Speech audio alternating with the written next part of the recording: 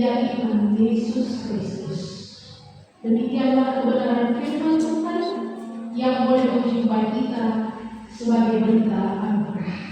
Perjumpaan umat, silakan Bapak Ibu Saudara-saudari bersalaman untuk sebelah kanan ataupun kiri, depan dan belakang, dan menyatakan Yesus Kristus mengasihi kita.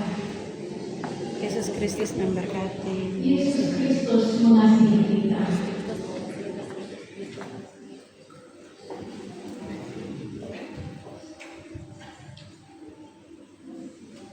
Dalam perjumpaan Tuhan